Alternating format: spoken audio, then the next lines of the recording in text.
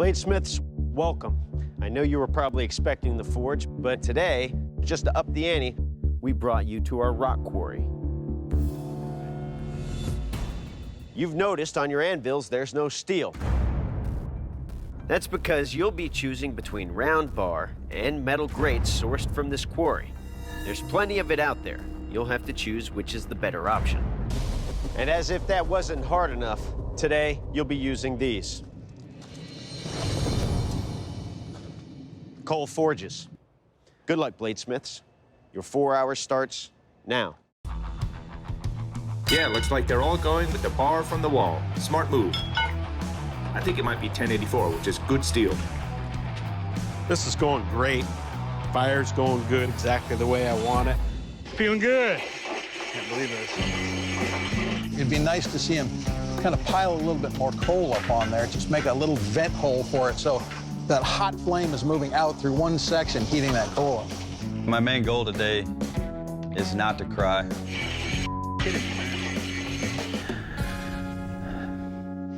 Bust that paper up a little bit if you can.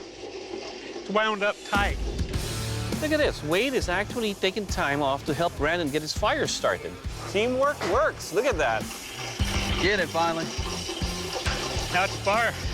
I'm very in tune to coal and what it's capable of doing. It's right up my alley, and I just hope my body holds together to finish. I love to see people swing a hammer from above their head. That's how you know they're gonna move metal. Currently, I am the lead blacksmith at Mountain Forge. Out of college, was a ski bum for a year, and then I got the job at the forge fabricating and stayed there for 10 years. He brought his own Big Blue. Yeah. We've seen guys come in here with monstrous hammers and get fatigued after the first round of hammer blows. We have a disproportionately large hammer compared to the size of the human being. My fire's doing really well now, so I figure I'll go ahead and power through and catch up because I lost a lot of time. Oh! I just burnt my blade in half. I'm gonna lose it.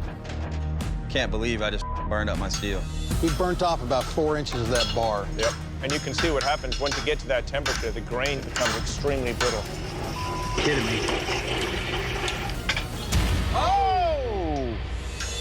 Half of Wade's blade just burnt off.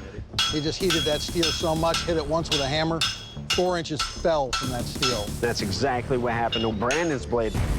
I feel like I'm done, and I'm just mad at myself. But quitting is not an option. It's not even in my DNA. I'm starting my new blade, and the first thing that's running through my mind is not overheating it. I'm not gonna cry. I don't care what happened. I don't care how many times I messed up. I'm not gonna burn my blade again because I have to turn something in. I can't just quit. Focus isn't one of my strong points. I'm hearing cuss words. I keep noticing Christoph disappearing. I'm starting to be a little concerned for him that he won't get his blade finished in time. My competitors are monstrous. Jeez, these are big guys. I'm half the size of everybody else around here. I'm just gonna have a break. There's still time left. I'm not worried at all. What I'm doing now is trying to clean my blade up after stretching it out before I quench. This quench has to be right. This is where luck comes into play. If this doesn't work, I'm going home. All right, Wade's in the quench. Fabulous. There he goes. Boom. Matthew has really been cruising along very steadily. No problems there. I'm feeling pretty good right now. I'm gonna start grinding down on it to make it smooth and give it a better feeling in the hand. Sleek lines and clean designs. That's my style. Christoph came out of the gate with the big hammer for a few strokes. Now he's kind of defaulting to that pace where his hammer blows are steady, everything's rhythmic. That break he took has really reset him. 10, 9, 8, 7, 6, 5, 4, 3, 2, 1. Bladesmiths, drop your tools. This forging round is over. My blade's a chopper. It's gonna chop. Is it gonna break? Maybe.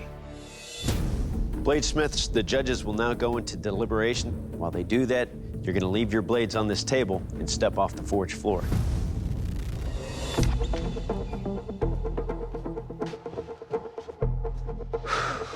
Well, gentlemen, we've got 4 completed blades. Let's go over the details. We'll start with Matthew's blade here.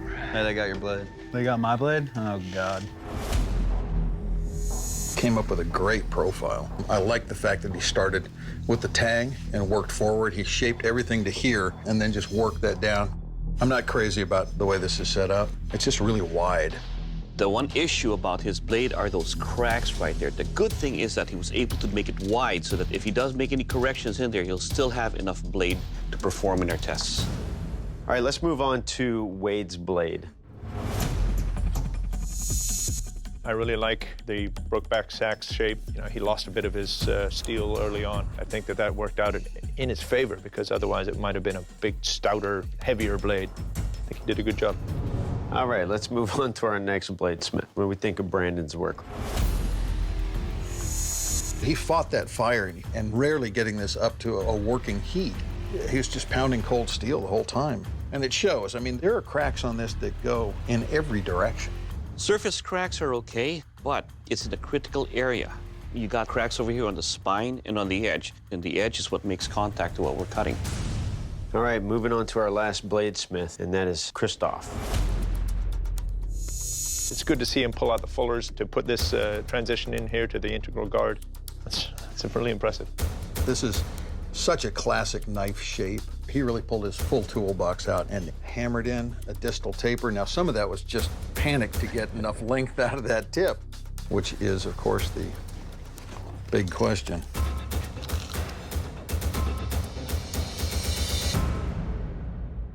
Right on the line. All right, judges, all these things taken into consideration. Doug, I need to know, have you made your final decision? Yes, I have. Dave? Oh, yeah. Ben? Yes. Let's go tell our smiths.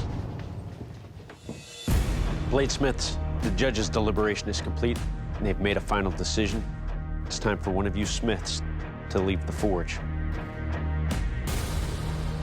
Brandon, your blade didn't make the cut. Brendan, you fought hard out there, fighting with the ever-changing light, the coal forge kind of acting up on you. But in the end, what it came down to are those multiple cracks in that blade, and we just don't see a way you could fix those in a second round. But thank you for your work. Brandon, please surrender your weapon. Yeah, I definitely came here to prove that I wouldn't cry and prove that I can make a blade, and I've 75% achieved that goal. I didn't quite make a blade that was functional, but I didn't cry. Someone's got to go in the first round, and I'm that guy.